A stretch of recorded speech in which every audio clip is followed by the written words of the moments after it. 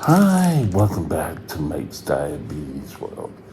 It's very early in the morning, can't sleep, so I thought I'd do one of my chats. Okay, current blood sugar is sitting at 6.7. It's gone down from, let's see, I think it was 12. No, it was 13. Made it up to 13. And now I've dropped down to 6.7. So slowly settling down for the night.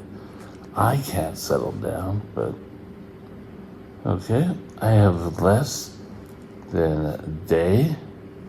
I have 5 hours left in this sensor, so around 5 a.m. If I'm still up, I'm going to do a change sensor then and be ready to go. Okay. Pink has been the basal rate.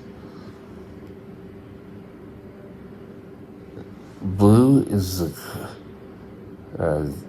correction. Haven't had one since 22-25. And then I started to come down. So I don't know. It's doing what it's supposed to be doing. I'm not as thirsty, but I'm still awake. Time in range for today, 81%. 19 above 10. So this went up. This was 81. Now remember, this has to be 70% or better. So I'm doing okay. This number's up, so that number's going to be up. Average sugar is sitting at 8.3. Interesting. Today, I want to discuss talking to new diabetics. Us old diabetics can be a little harsh sometimes. So here's some tips if you ever come across having to speak with a new diabetic. Stay tuned, we'll be right back.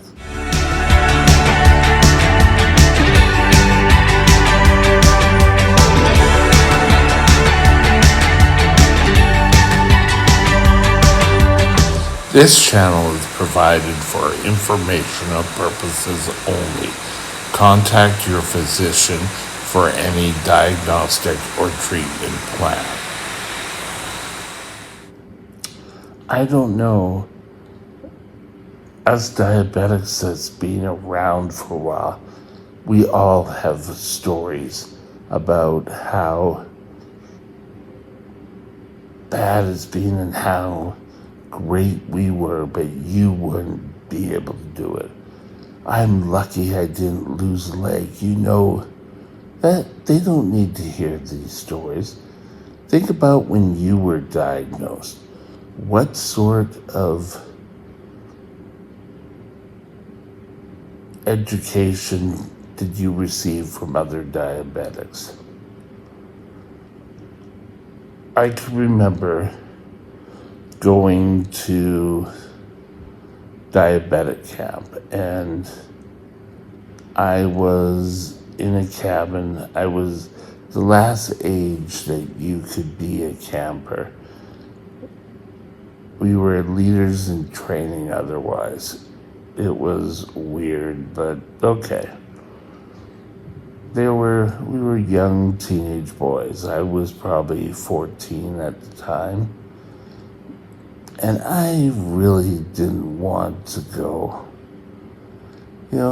but in there were so many stories on how great everyone was. And I remember this one story. I couldn't draw up insulin. I had to go and get new insulin from the drugstore. Yeah, I was very close to going unconscious because, and I'm thinking back, a new diabetic doesn't really need to hear this. They need to hear how you're dealing with diabetes, how you're meeting your goals, how you're incorporating diabetes into your life. If you're not able to say anything that's worthwhile or has a positive message about dealing with diabetes, be silent. Because, oh, I got an infection that went right up the leg, and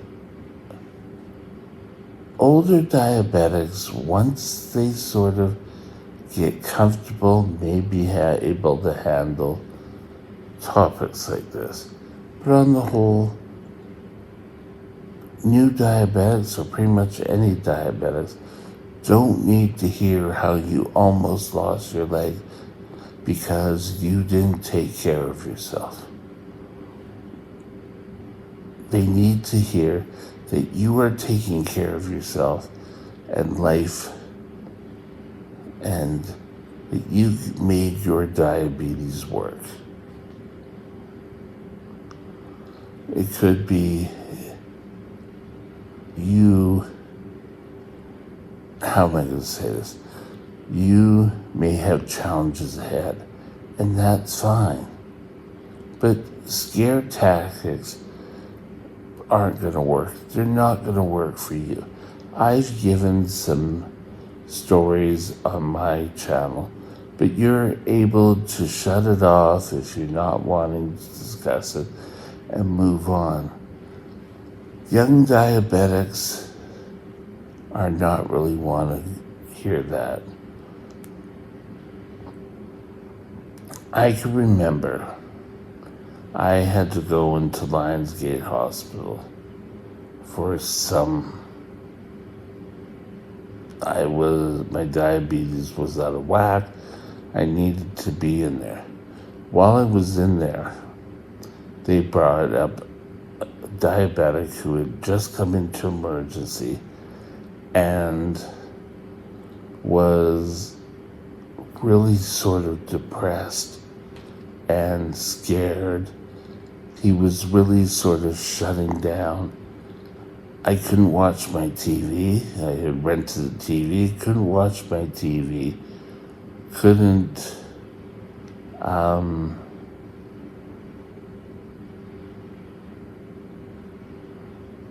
do anything because he wanted to sit there in the dark. He was so depressed that he couldn't go out drinking with his friends because they do that every night after work, and now his diabetes was going to interfere. And I said, yes, you have diabetes. It doesn't have to be so dim and gloom. You have a way of changing it, adding it to your life, and you will feel better. And then I gave examples of how it came into my life. I'm not going to tell him, oh, well, yes, I had a blood sugar of 72.8, and oh, yes, I almost went unconscious. Oh, woe is me.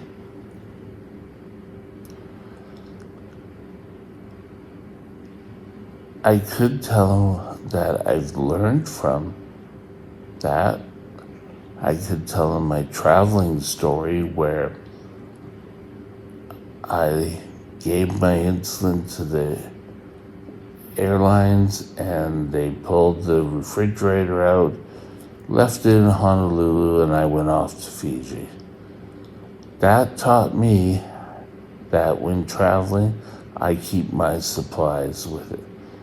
But youngsters or people who just got diagnosed don't need to hear that, oh, this was one of the days of my life when I got to Fiji, I was so sick. I really wasn't that sick. I was getting tired. I think it was more jet lag. We had to go to a hospital and get insulin. I was met by a Fijian doctor and a nurse. I remember a nurse. And we I didn't have to go through customs or anything. We walked in and the guy kind of nodded at the guy and we were pushed through. And my parents were waiting and we had to go and get insulin. Now that story on its own can be scary because, oh my God, I can't travel anymore. But you can add a caveat to it.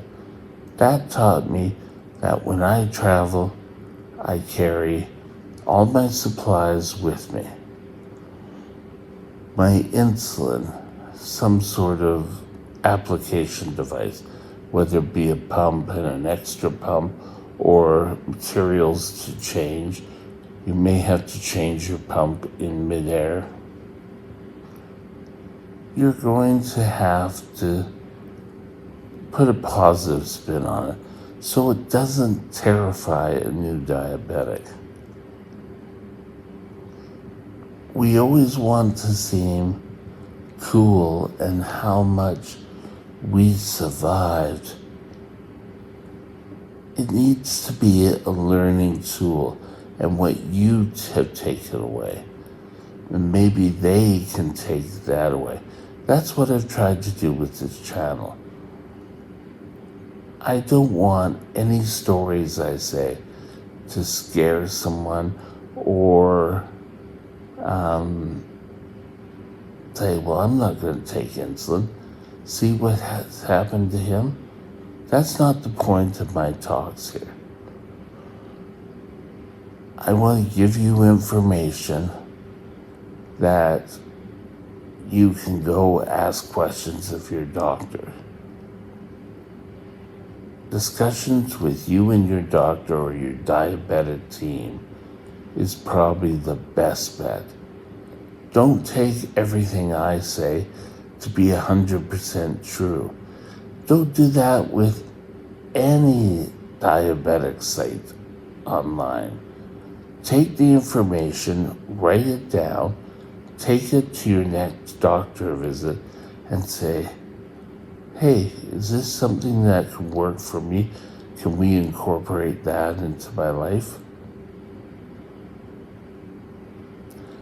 You know what the worst thing they're going to say is, no, I don't think it'll work for you. A lot of times,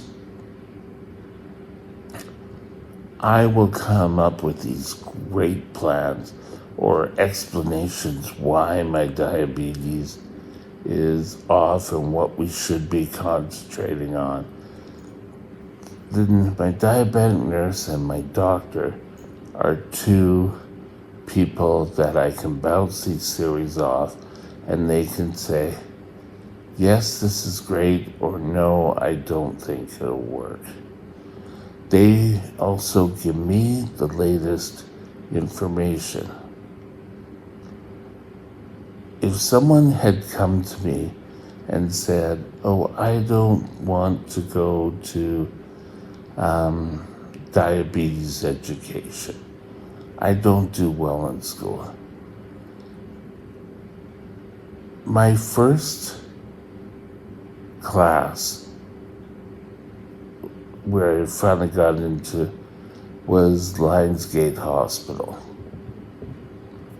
That's where my life started to turn around with diabetes. I started to take more of an instant.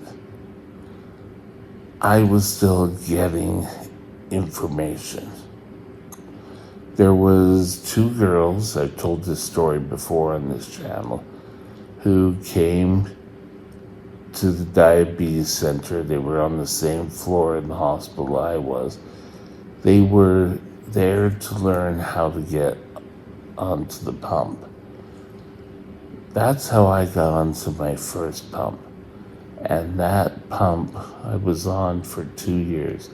And then they stopped making the insulin and it was not great.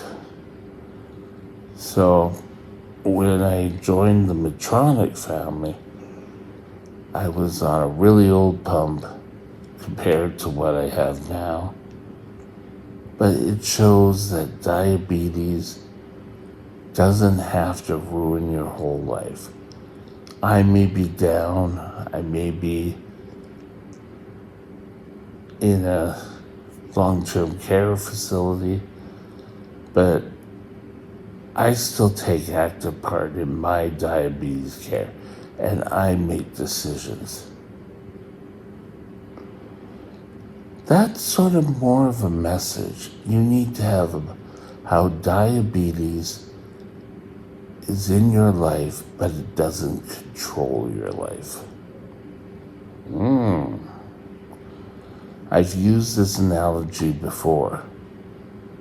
Don't let diabetes do this.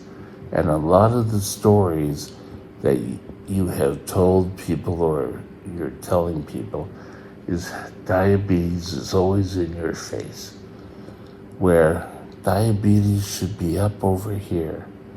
Yes, I'm here. Check your blood sugar, but not, oh my God, I'm going to be low all day, or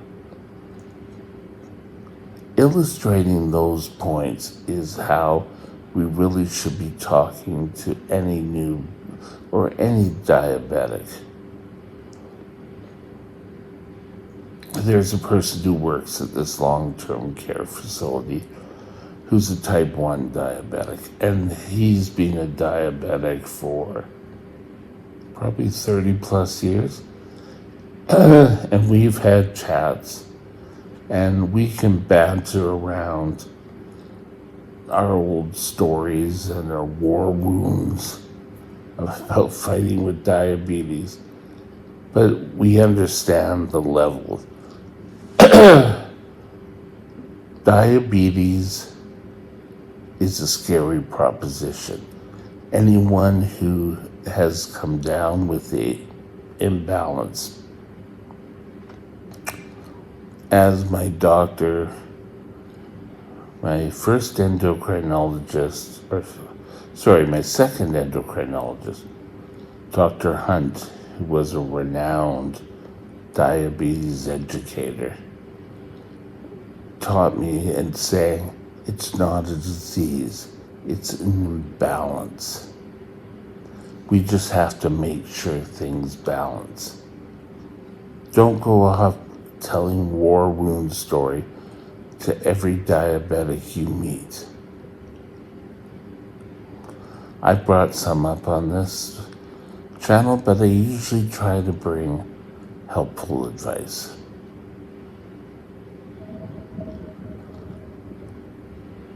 So, be positive. Have a positive outcome. Don't try to be the big diabetic where you can, oh yes, I survive. You probably won't, but it's probably the best bet. And with that, have a great day, and remember, don't let diabetes control you. You control diabetes. Don't tell stories that don't have a positive outcome to any diabetic. Remember that. Diabetes is challenging enough. It doesn't need to be more challenging. And with that, we'll move right on. My next vlog topic will be Okay, tomorrow video, which will probably be on our list, will be right up there, is going to be, what is it going to be? Yes. Are lows important? Stay tuned, and we'll answer that question tomorrow. Same time, same diabetic channel. Have a great day, and we'll talk to you later. Bye now. My email is mikesdiabetesworld@gmail.com. mikesdiabetesworld@gmail.com.